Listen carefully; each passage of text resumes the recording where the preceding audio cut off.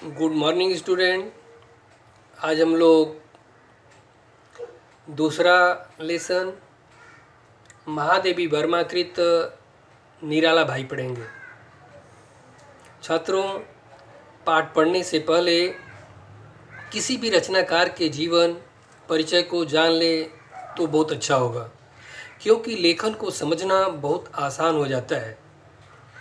तो चलिए, आज मैं महादेवी वर्मा का जीवन परिचय आपसे करवाता हूँ। महादेवी वर्मा जी का जन्म होली के दिन 24 मार्च सन 1907 को हुआ। महादेवी का नामकरण उनके दादाजी भागलपुर वर्मा जी ने किया था, क्योंकि खानदान में कोई भी लड़की उनके नहीं थी। इनके जन्म होने से परिवार में खुशी का माहौल था। इनके दादाजी ने कहा, मेरे घर देवी लक्ष्मी आई है। इनका नाम देवी रख दिए, परंतु इनके महान गुणों को देखकर इन्हें महादेवी नाम दिया गया। इसी कारण साहित्य जगत में ये महादेवी वर्मा के नाम से जानी जाने लगी। इनका उपनाम आधुनिक मीरा है। ये नाम निराला जी ने ही इन्हें दिया था, क्योंकि इनके काव्य को पढ़ने पर मीरा की विरह वेदना, करुण भाव मिलता है। इसी कारण इनका एक और नामकरण हुआ, आधुनिक मीरा, महादेवी वर्मा। तो आइए इनका जन्म स्थान देख लेते हैं। फर्रुखाबाद उत्तर प्रदेश में इनका जन्म हुआ। मृत्यु 11 सितंबर 1987 में प्रयाग में हुई।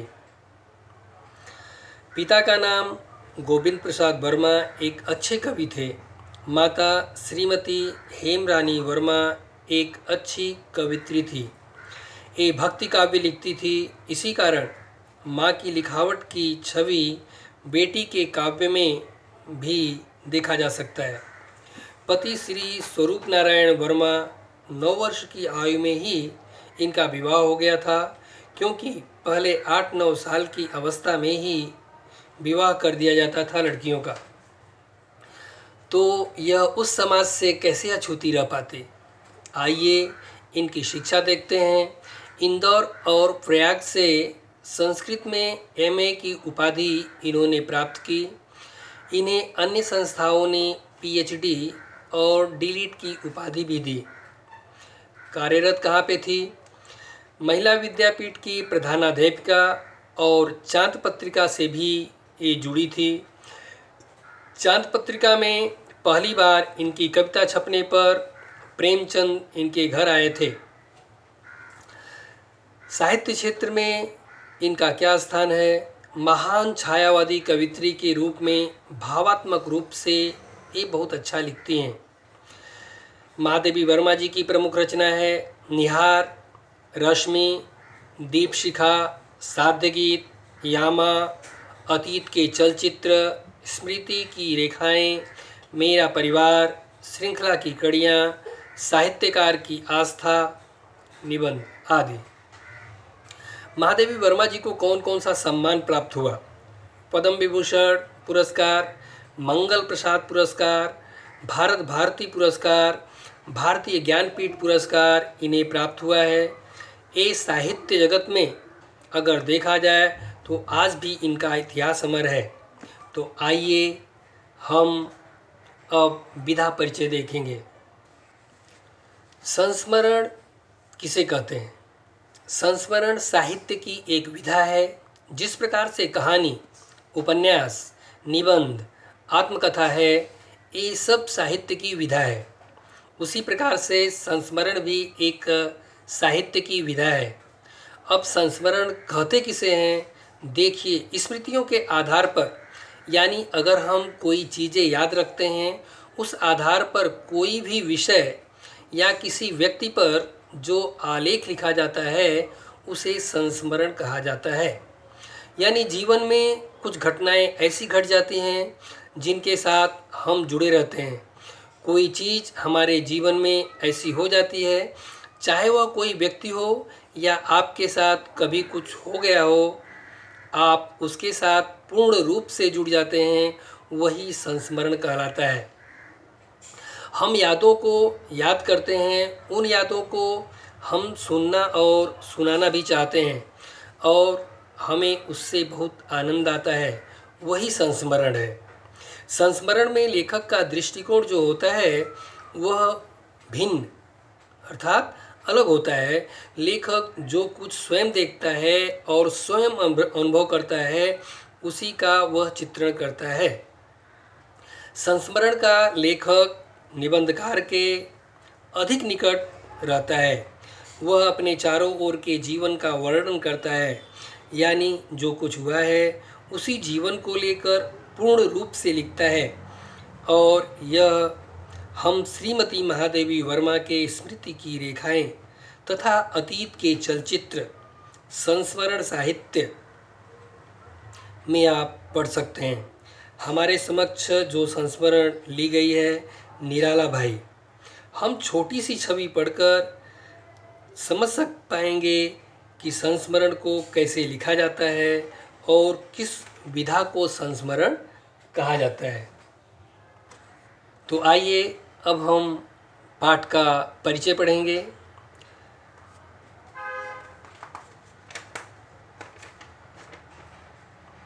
निराला हिंदी साहित्य में छायावादी कवि और क्रांतिकारी व्यक्तित्व के रूप में जाने जाते हैं। ये आजीवन फक्कड़ बने रहे, निर्धनता में जीवन यापन करते रहे तथा दूसरों के आर्थिक दुखों का बोझ स्वयं ढोते रहे।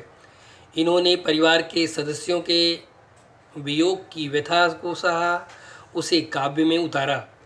आतिथ्य करने में इनका अपनापन देखते ही बनता था। अपने समकालीन रचनाकारों के प्रति उनकी चिंता इनकी संवेदनशीलता को रेखांकित करती है। इनका व्यक्तित्व लोहे के समान दृढ़ था, तो हृदय भाव तरलता से ओतप्रोत था। ये मानवता के पुजारी थे। इन्हीं गुणों को लेखिका ने शब्दांकित किया है। तो अब हम महादेवी वर्मा द्वारा लिखित निराला भाई पाठ का प्रारंभ करेंगे। आपके स्क्रीन पर जो दिख रहा है, जो कठिन शब्द हैं उसके शब्दार्थ यहाँ पर दिए गए हैं। तो शुरू करते हैं पाठ का प्रारंभ। आपके समक्ष जो परिच्छेद है पेज नंबर 6 पर, उसमें लेखिका क्या बताना चाहती है। लेखिका कहती है, एक समय एक युग बीत गया, आज भी उन्हें एक याद घेरे हुए है। जो उनके मस्तिष्क में है वह कभी भी उस दिन को भूल नहीं पाती हैं। वे हमेशा उस दिन को याद करती हैं और जब याद करती हैं तो उनका चेहरा रोनी सूरत में परिवर्तित हो जाता है और जो आँखें उस समय गीली थी वो आज भी सूख नहीं पाई। वो कहती हैं, मैं उस दिन को भूल ही नहीं पाती। वे कहती हैं, राखी का दिन था और वे बिना सोचे समझे भाई निराला जी की सूनी कलाई देखकर उनसे पूछ बैठी कि आपको किसी ने राखी नहीं बांधी? क्योंकि उन दिनों राखी का समय था। उनकी कलाई खाली थी। क्या कच्चा धागा भी उन्हें कोई नहीं बांध सका? यह चित्र मैं सोच रही थी, परंतु जो जवाब निराला जी से प्राप्त हुआ उसे सुनकर लेखिका चौंक गए। निराला जी ने लेखिका के प्रश्न का क्या जवाब दिया? निराला जी ने कहा, बहन, इस भुक्खड़ को कौन अपना भाई बनाएगा? यह उनके जीवन का दुख था या कुछ और? इस सोच में उन्हें हाथ में राखी बांधने का सौभाग्य शायद महादेवी वर्मा जी को ही प्राप्त होने वाला था। लेखिका को ऐसा भाई उस दिन मिला जो भगवान का रूप था, जिनके ज्ञान के बारे में कोई और नहीं जानता था। सरस्वती विद्या से वे पूरी तरह से पूर्ण थे। मेहनती बहुत ज़्यादा थे और मिट्टी की सुगंध उनके शरीर से आती थी। ऐसा भाई पाना लेखिका के लिए सौभाग्य की बात थी। लेखिका कहती हैं, मैं दिन रात ऐसे ही अतीत के बहुत सारे पन्ने को मैंने उकेरा है और आंसुओं में भिगोया है। वो सारे क्षितिज जो मैंने लिखे हैं, जो लिखावट मैंने लिखी है, उन सभी को अगर मैं देखना प्रारंभ करूं तो ये महान कवि भी कुछ अछूते नहीं हैं। बहुत सारे कष्ट सहने की प्रक्रिया इनके जीवन में मैं देख सकी थी। अगर लेखिका कहती है, मैं लकड़ी के स्टैंड पर इनका चित्र बनाऊं और इनके अतीत में अगर मैं जाऊं तो शायद मैं इनके दुखों को सहेज पाना और रख पाना संभव न हो।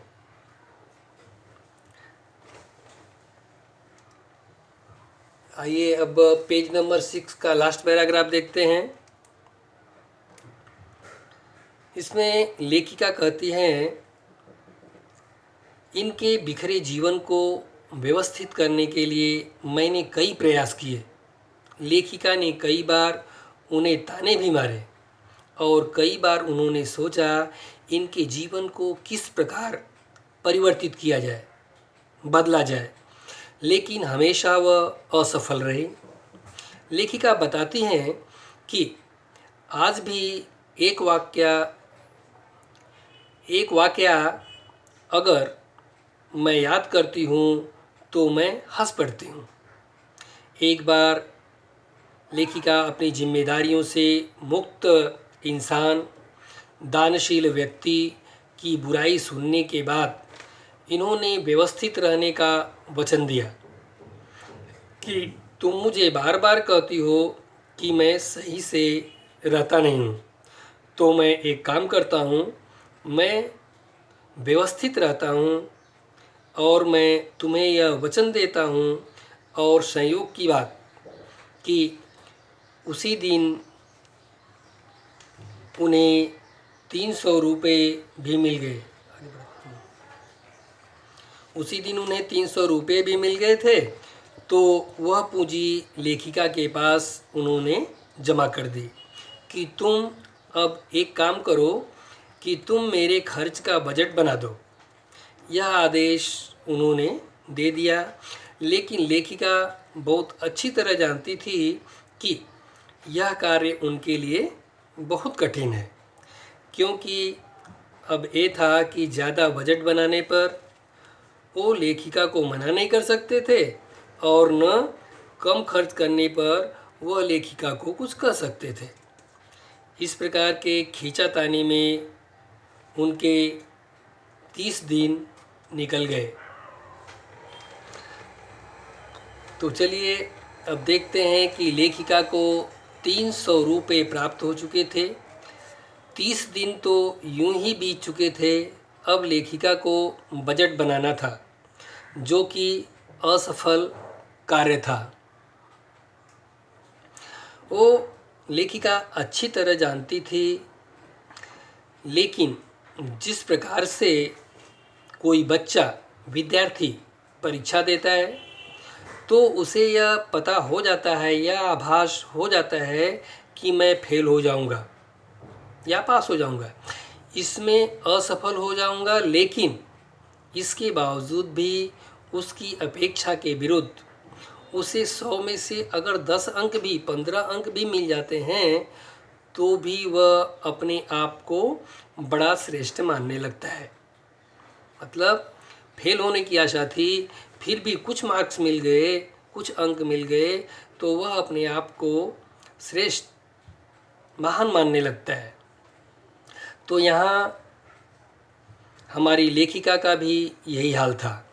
आगे देखिए, अब बजट उन्होंने बनाना आरंभ किया। लेखिका ने उनके खाने से लेकर उनके पहनावे, उनके चप्पल से लेकर उनके मकान के किराए, जो भी हो सका हर अनुमान लगाकर उन्होंने बजट तो बना लिया और वह बजट निराला जी को दिखाया और उन्हें पसंद भी आया।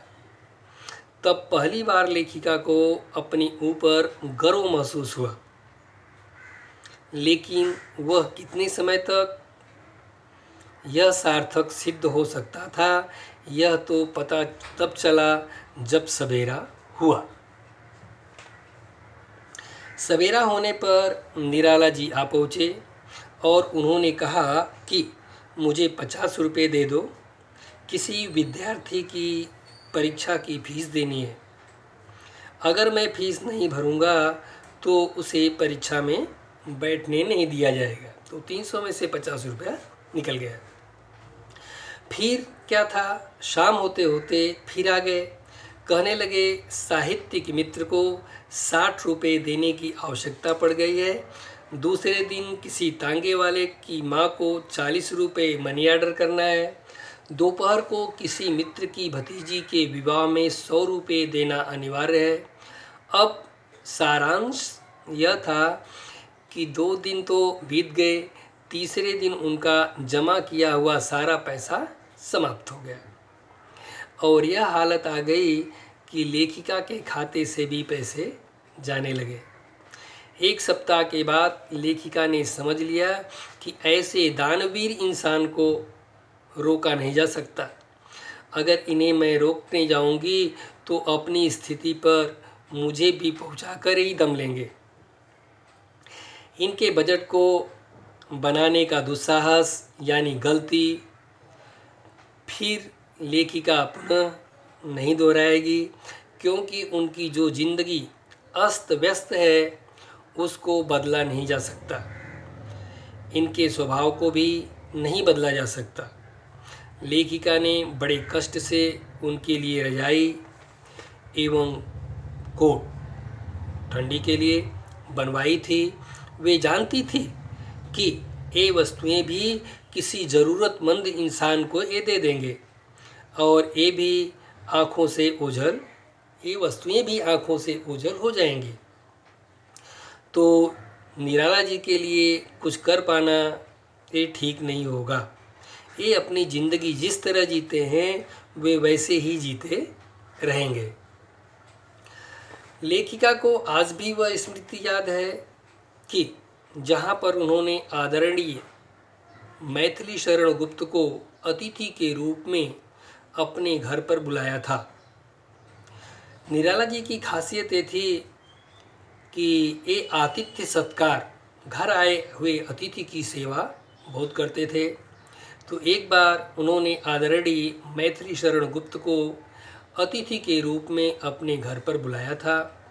गुप्त जी वहाँ जाते हैं तो बिछौने को बगल में दबाए हुए, दिया सलाई लिए हुए, अंधकार से भरी हुई सीढ़ी पर रास्ता दिखाते हुए निराला जी गुप्त जी को अपने कोठरी में ले गए। जब मैथिली शरण गुप्त इनके कमरे में गए तो उन्होंने देखा कि इस इंसान की गरीबी, इस इंसान की तकलीफ़, इस इंसान का दुख इनका कमरा खुद बयान कर रहा था। जहाँ पर गुप्त जी ने देखा कि जो दिया है, दीपक है, उसमें भी तेल की मात्रा बहुत कम थी और उस दिया में जो कपड़े लगे हुए थे केवल वो कपड़े ही जल रहे थे, बुझ रहे थे।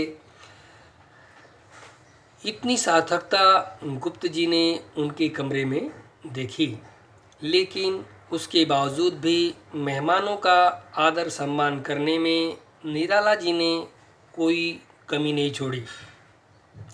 इसके बाद उन्होंने ईश्वर के समान अतिथि को बुलाया था। उसके लिए उन्होंने नया घड़ा खरीदकर गंगा जल लेकर आए।